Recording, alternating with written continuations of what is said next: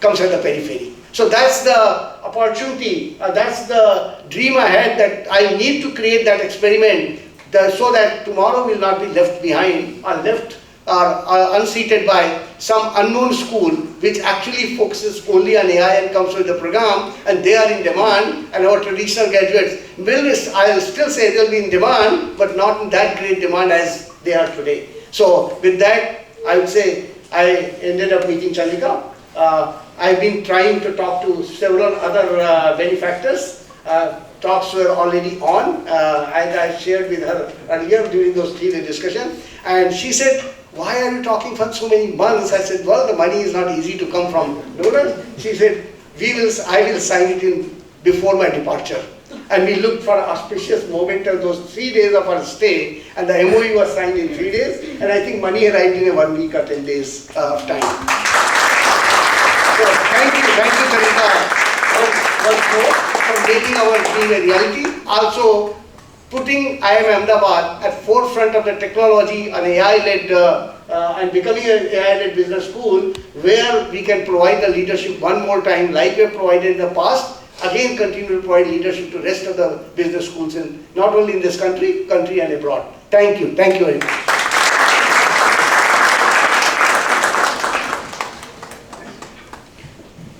Thank you, Professor Bhaskar. Come and stand here. I might have done a lot of things, which I have in the last 50 years since I graduated from IIMA. But when I'm here, I'm back to being the Reverend IIMA student who feels like I've just graduated. I feel an utter reverence to my director who's here, and a shout out to my amazing classmates, Srilata and Chinu, who are on the Zoom, because they brought us back together for the reunion in December, and it was a wonderful way to reconnect back to my beloved alma mater. It was incredible to be back here. When I came here in '73, IIMA was considered the best of the best. And I was reminded again today of why we were the best of the best, and we still are the best of the best. I mean, I've spent the day today with a lot of faculty and many, led by Ankur and the director, dreaming about the school. And we've been doing a lot of work for the last couple of months on this, thinking about what is the school going to be? What is our dream for it? Because this is not about a building. This is not about we can talk about AI is disrupting. There's nothing I need to tell you about it. And if you don't know that already in your lives, you're going to find out very soon. Because this is not a minor shift. This is a tectonic plate shift. And we don't exactly know who is caught in that fault line. That's going to happen. So we've got to take that for granted. The big difference is that AI was out there, and now AI is in here. And how quickly and how in it's going to depend on how fast the applications are developed and how fast each one adopts it and how desperately they fail or succeed. So lots is going to happen. Millionaires or billionaires are going to be made, and millions and companies are going to be lost. This is Uber versus the taxi medallion. So all of that is happening. That is the world we're entering into. We thought, I'm a chair of the engineering school where we have one of the most important AI spaces. I didn't completely understand the space at which AI was moving into the real world really until the last 6 months. There's been a great acceleration, but now it's like Rostel's takeoff curve. It's on a real takeoff and the speed is unstoppable. So you've got that happening. So that's given. So then the question is, what can we do here? What is the goal for the IIMA? Is there a whole conversation going on? Post the school, so we will. Okay, good. So there's a whole shift going on. So the question is, what is IIMA going to do? What is at least my dream for it? And I do have to start out complimenting the whole institute. I mean, starting with Dr. Bhaskar, even going back to the MOU signing, we've done a lot of gifts in the course of the last several years. Nothing has happened as fast and with such enthusiasm as the IIMA gift happened. And this starts out, honestly, you really got to this is a very tame applause for what they did. That's much fun. I want to tell you, it was 3 days. We did this, and within a week, the board approved this. And I thought to myself, I have never seen, this is not my impression of India and what happens, and this is IIM Ahmedabad. And so I literally met Mr. Patel today, and I just said, this is mind-blowing what you guys did. So I was suitably, happily shocked as to what happened. And this gives me great hope. Because this wasn't a trivial thing of hiring a faculty or doing something small. This was setting up a full-fledged school. And that's what we have committed to. So what does it mean? I mean, I was there when Ravi Mathai was there, the founder of IIMA. And I know we were one of the earlier batches. I was in 1963, which would have been the first batch that graduated. But I was 1975, not too far behind. All the founders were still around. The dreams were so big. I mean, we were still working off Harvard cases. I mean, we were so ahead. I mean, nobody came, IIMC was there, but it really didn't matter. I hope no one here is from IIMC. Okay, but it was only IIMA. We counted for something so important. And that's our chance. And now I feel like we're at that same moment for doing this again. So what does it mean? Number one, whatever we do, we want to be world-class. This is not about doing something that's in any way second-rate, not even second-rate, anything less than world-class. I think that's the standard we're going for. I asked Dr. Bhaskar, what do you need? And he said X. I didn't negotiate. I didn't say, why don't you do it for a little bit less, 10% less, none of that. I said, got it, you get it, but let's just do it. And in fact, are you sure that's going to be enough? Was my question to him. Because if we're going to build something world-class, let's damn well build it right. So that's one. The second thing is translational research. What does it mean? If you read what's happening on the AI space, everyone tells you, oh, we're doing AI in healthcare, AI in education. What does it mean? A lot of things fail. We have to be outcome-driven. We have to be complete. And what does outcome-driven mean? And we can talk about that. But basically, I think this is a very key requirement for what, at least my dream is for what it is the Institute does. And outcome-driven in the space of AI is not about, for IIMA, is not about how good a language model you build. We're doing a lot of that all over the world. There's many people that are doing it here. We've got to build clever partnerships with some of them that are building it. But what outcome-driven means to me is that we pick, in a few industries, critical problems that are susceptible to AI and get ahead of really solving those problems and really creating models for how they will work in the future. Whether it's, and agriculture, for example, is too big a space. So that's why the faculty have pulled out land use as a topic. And so there are many other topics, and we have to go even further in all of these topics. Healthcare is too broad a topic. You have to take very specific slices, big enough slices, and figure out how we're going to play a role in AI in that. And the corollary, because at the end of the day, we are an educational institution as well. We have to really think about who is this new graduate that's going to come out in this new world.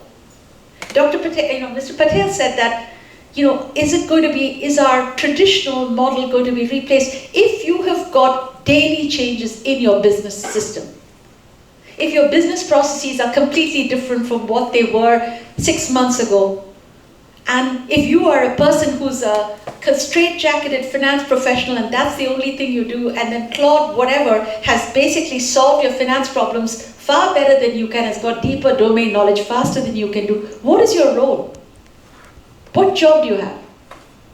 What are you going to do? Sit there and lament? And we're not teaching them about inner strength or any of that. Do I then lament that my job is gone and then you go home and complain to your wife and then you have depression? That's not what we want. We have to create a different kind of student. And then IIMA has never been only about the students we have produced out of IIMA. we have had a national responsibility. We rewrote management education for the country. These 22 IIMs, okay, 21 came up after us, right? IIMA and IIMC were the only ones when I was there. Nobody else existed. And so we rewrote, and in fact, when we announced the school, Mr. Pradhan had all 22 IIMs on the call. So we have a responsibility to define what it could be for management education. If we just deal with the elite of IIMA, that's not enough. That's too small a responsibility for us. So to me, that is another whole question that we have to think about. So what is it that we're going to do? What about the entire middle management sector? We're going to turn out great graduates. In 2 years, we're going to have a great set of graduates that will hopefully come out of this new AI program, and a lot of that will be infused into the school. But then there's an entire middle management sector that doesn't completely understand it, and a top management sector that's still wondering and worrying about what is going on. And we have a responsibility to educate that, and how we educate them, and what forms it takes, and how do we build partnerships with industry. Because industry and entrepreneurs are way ahead of academics in terms of the innovation that's happening in AI right now. So we have to bring that ecosystem together, and we have a responsibility to do that, because they're not going to come to us, we're going to need them more than they need us.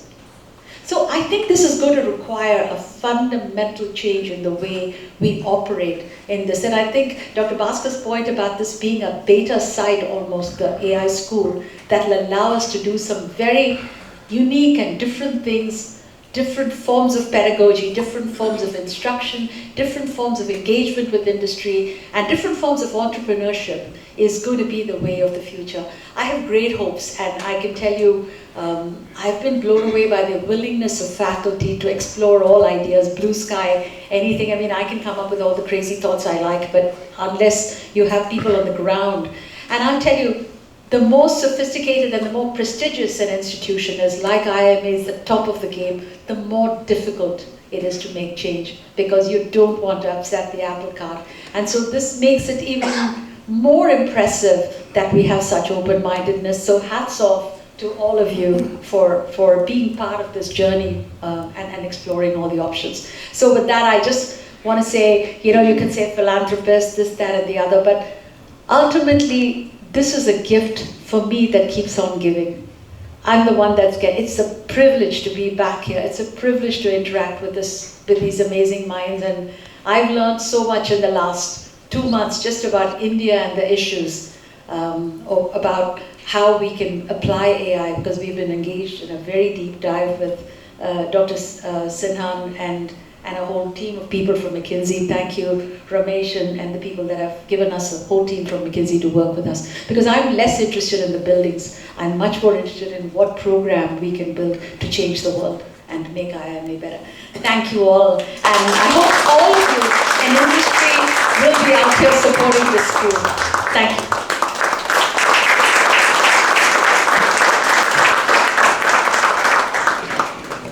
Thank you very much, ma'am, for those words. I'm not here as McKinsey and Company. I'm here as an alum of this institute. I'm here as one of the early founders of the endowment fund. So much has been said about AI and it being a transformative force. Nothing to disagree. But I want to make just two points here. If there is an institution in this planet that can navigate this trend that is coming at us, it is IIM Ahmedabad. And I'm not saying this because I'm an IIM Ahmedabad alumni. Like you said, Chandrika, like the director said, like the chairman said, IIMA has always been pioneering. Okay, this institute brought management education to India when it was unknown. Most recently, we went to Dubai when others were still trying to figure out where Dubai is on the map. So I think there has been a pioneering element to this institution around seeking out the unknown and solving the unknown. And therefore, IIMA is probably the place for something like this to happen. And Chandrika, you picked well. You picked the right institute. Thank you. You didn't have a choice. But my hope on this AI revolution, and I said this earlier today, is twofold. One is that this indeed is the leapfrog opportunity that India has been waiting for. This country has shown the ability to leapfrog. We went from no phones to mobile phones. We skipped the phase of landlines. Can this actually be an accelerator for India's economic development? Something that we've been waiting for a long, long time. Okay, can this do to India what the Industrial Revolution did to UK? And that's my hope, and that's my challenge to all the faculty colleagues who are going to apply their minds on how to participate in it. Second, and this one has been bothering me a little bit, is can we be the people who will create AI with a human face? I worry about too much of technology and not enough of humanism in this. And I don't think that has been sufficiently researched. And my hope is that we blend the left brain and the right brain. Ankur was giving me a very scary example today around someone who's in depression, goes and asks AI, how high is Brooklyn Bridge? And the model says 300 meters. Whereas the model should have dialed 911 and said, there's a distress call, get to it. So it's a hope, it's a challenge that we actually use AI a little bit as a leapfrog moment, and we create AI with a human face, which I think IIMA can do. But I said I'm here as an endowment fund member. My friend B.T. Bharadwaj is here. I want to thank you, Chandrika. I think one of my mentors said that the true form of giving is time, ties, and treasure, in that order. Okay. Of course, you were large-hearted and you wrote the check and all that, but you have engaged with the endowment fund team and with IIMA for the last 90 days, almost like this was your first project at McKinsey. Okay. And I want to thank you for that. And the way you opened your Rolodex out, I mean, Punch is on your advisory council. Punch was the NSF head honcho. He knows everybody there. So I think you really epitomized what giving means. Time, ties, and treasure. And the treasure is not insignificant, by the way. And I'll end on that note, okay? I'll end on that note. I think for the endowment and fund and for IIMA, this is what I call a Roger Bannister moment, okay? Till 1994, there was a sense that the human body cannot run a mile in under 4 minutes. In 1954, Roger Bannister ran the mile in 4 minutes. By 1956, 300 people had followed. So I'm waiting for the 300 that will follow. Thank you.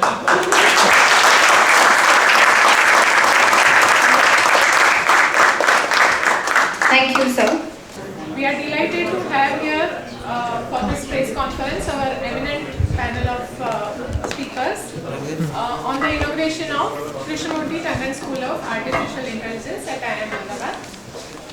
I take this opportunity to welcome all the eminent panelists. Ms. Chandrika Tandon, she is a business leader, humanitarian and Grammy Award-winning musician. Mr. Pankaj Patel, Chairperson of the IIMA Board of Governors. Professor Bharat Bhaskar, Director of IIM Ahmedabad. Mr. Ramesh Mangaleshwaran, Founding Member of IIM Ahmedabad Endowment Fund. And Professor Ankur Sinha, Faculty Member in the Operations and Decision Sciences area of IIM Ahmedabad. I would just take 2 minutes to introduce the school for the media persons who came a bit late. As the first school of artificial intelligence housed within a management institute in India, the Krishnamurthy Tandon School of AI will operate at the intersection of technology, management, and public impact. Anchored in IIMA's long-standing strength in leadership, governance, and institution building, the school aims to shape how artificial intelligence is developed, deployed, and governed to create enduring business and social impact. Without taking much time, I invite our media friends to introduce themselves and ask their questions to the guests. Hi ma'am, myself Tere, I am from Dainik Bhaskar.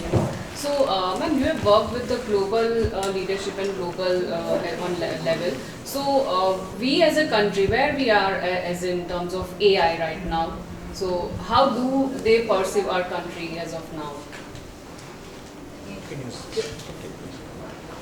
Look, with India, we have an incredible opportunity because we have a very young population and a very tech-savvy population. So even in the business school, the composition of the class in the business school is very strongly IIT, strongly technology based than it's in typical business schools when you get outside India. So you have this incredible opportunity of young people who are hungry and ready to adapt a new technology. So that's one thing. Now, in many places, people are afraid of AI because this whole question of what is it going to do for us is a scary thing because it's displacing a lot of important, traditional ways people have operated. So therefore, on the one hand, some of the countries are dealing with their own challenges on AI with fear. And India, where I find it's very exciting to watch, is that from the national level onward, from the Prime Minister down to the ministry levels to the top schools, the AI as a theme has become a major priority.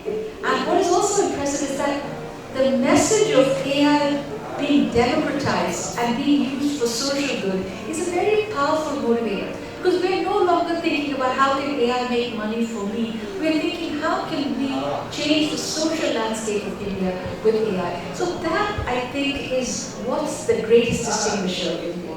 Because we are operating in a space of trying to make it available to all, of solving important problems, not just for the business world, but for the social world. All of the discussions we've had today have been as much about how we have a responsibility as IIM to be able to influence the national landscape. So that, I think, is our unique selling proposition at the moment. Hello ma'am, I am Junaid Kadri from Bilkul Online. As you have mentioned in your speech that you believe in the program and in the contribution, not in the building, right? So can you just elaborate or explain in few words that how this program or this AI school will be different from other AI programs or other AI schools, and how this young generation of India can benefit from this? Look, I am not the expert of talking of how this program is going to be different from other AI schools. What I can tell you is that in the last few weeks that we have been working with the director and with Dr. Sinha and with the whole team of faculty, and there's been so many discussions, there's been a lot of thought given to what is this distinctive feature of the school. And there are many elements, and they can talk about this a lot more eloquently. But one, we're using this broad term I would just call FIRE. F is the foundational part, and there the goal is that we would create partnerships with other institutions who are doing foundational research. Like the IITs, everybody's talking about AI, right? So you've got the IITs doing AI initiatives, and lots of people are dealing with LLMs and all kinds of algorithms. So our goal is, of course, we'll be developing some of our own, but our primary goal is to create partnerships with these foundational institutions and with the data sets in India. The I part, I'll go with the R part of it, is the research. Because the focus is translational, and we really want to be creating research and branding a lot of what comes out. And we're at the cutting edge of the voice that talks about AI in certain domains, whether it's industry, whether it's business systems, or whether it's issues cross-cutting businesses, or society, or governance, whatever it is, because we're taking a very broad lens.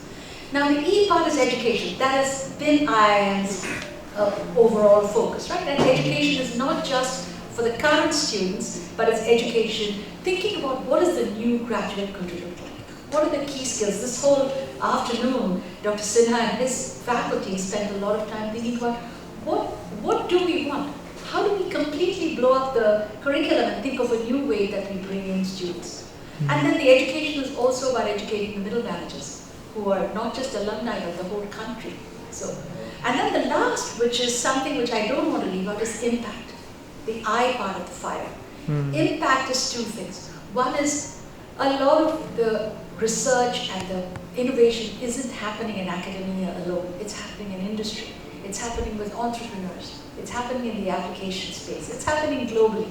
So I think part of the impact is really working in very interesting industry partnerships with academia so we can be practical and be ahead of the curve in industry terms. And number two, also to create a way that we can foster an entrepreneurial ecosystem. with funding and billionaires are going to be made Right, out of right. this, I tell you that. And I'm hoping that a lot of them will have a strong connection to IIMA. So it's all four elements in an integrated way. But I would say this is the hope, this is the concept that we are working with. And I would say in the next few months, there's going to be a lot of detailed work being done around each of these. We're working on verticals, by sector, by issue. Okay. The portfolio we're working with is so vast right now to frame the school. So that's what I meant. It's more important to figure out what you're going to do rather than the building will happen. I mean, that's the easy part for us, right? So ma'am, from finances to philanthropy to music, your profile is so diverse. So how does that affect a leadership role? See, I think the way of the future is to not stay in your bubble. The way of the future is the multidimensional human being. And I think, in a way, I didn't start out to be a multidimensional human being, I just accidentally became one. But I think this lot of lanes, innovation isn't going to happen inside the lanes, innovation is going to happen at the intersections. And we spoke, Ramesh spoke about being human. This is what is going to happen. While machines are getting more intelligent, people have to get more human. And the two have to come together. And this is what, when you access your creativity, access your music, access all of that, so much of me has changed because of that. I haven't got into that. I hope I'll be able to address some of it during my commencement speech. But my whole life, I'm a different person now because of the music. Of course, a lot of my discipline helped me in my music as well. I still go at 11 o'clock at night and I practice because it's so late in my life for me still sitting and practicing at late at night. It's not a big deal. I just expect to do it for excellence. That's what my education taught me. But it opens up your right and left side of the brain, this old world thinking. But in the new world, every student that comes out has to know critical thinking, has to be able to access creativity. If the world is changing every day, what are you going to do without creativity? The path is not laid out. So can we say on the one side we are going on to technology and AI, on the other side we are coming back to the the basics. Yes. The life comes to a full circle movement. And it's more than full circle. I actually think many of the liberal arts skills of critical thinking, of questioning, of querying, of insight, of inquiry are going to end up being critical skills and moral skills like ethics, like compassion. These are topics we talk about in business school. Ethics a little bit more, but we don't talk about inner strength. We don't talk about those. And look, if you've got the whole world falling apart, and Ramesh used the example of the Brooklyn Bridge, you're going to need to deal with a lot of mental health and well-being. So those are all, in fact, one of the areas, I don't want to get too far ahead of us, but we are thinking about is around AI and mental health. Because I think there is so much to be thought about human qualities. So to me, when I say what we have to do, I am not at all thinking of the technology side. That to me is the easy part.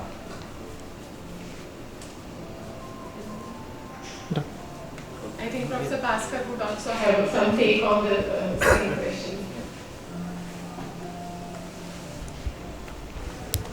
I think Chandrika has already very eloquently put what we intend to be and where the future of the humanity is going to lie. Our challenge is that lay the path and show the path of that future, because everybody knows future is going to be very different, but there has to be some path has to be laid by somebody. Right? And IIM Ahmedabad did that, as Ramesh talked about, Chandrika also talked about, way back in the 60s, laid the path for the future managers and future leaders for the industry. Today is that moment again, that AI is going to transform.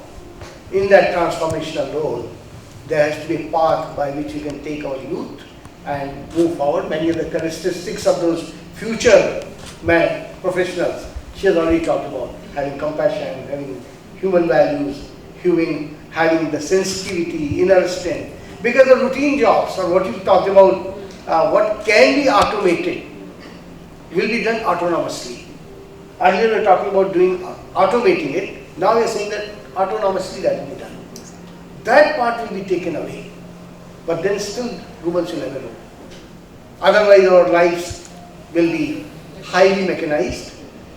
there will be actually no role unless we have this, what you call the other part of brain now flourishing, right?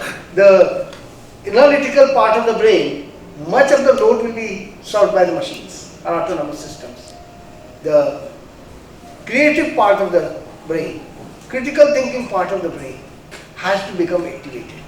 And that's where you have to lay out the curriculum, where we know how to enhance and augment our analytical capability by AI. So I don't treat AI as a technology which is replacing human beings. AI is going to augment and strengthen and amplify what we do. At the same time, you have to find the creative and critical thinking aspect, because the humanity and intelligence has to go forward. It has always been said by many times in science, by scientists, that we still use probably not more than 5 to 10% of our brain. There's 90% of brain to be utilized, and that's where we have to now open up and fire up those neurons, which will be from the other 95%, which is not utilized right now. Okay? Yeah. I think Thank you. Professor Pankaj Patel, please you also share some No, your views on the same. I think a lot of things are said, so I would even say, what is different between other schools and IIMA Ahmedabad? The students who come here work not 8 hours classroom, but 16 hours a day they spend time, and not for one day, but 2 full years. That gives me the biggest strength of working meticulously, hard-working, and that character which is built allows them to do much more than that. When we think about AI today, I believe that AI will make things easier for analyzing data, but it cannot bring in original thinking. You know, anything which has become successful have been completely different than what is happening today. And that is going to be human being. But then this support of this technology actually is going to help. We are going to basically do a job where we'll create a graduates here who would have capability to help think beyond AI. And I think that's the goal which we are trying to do. Thank you. Okay.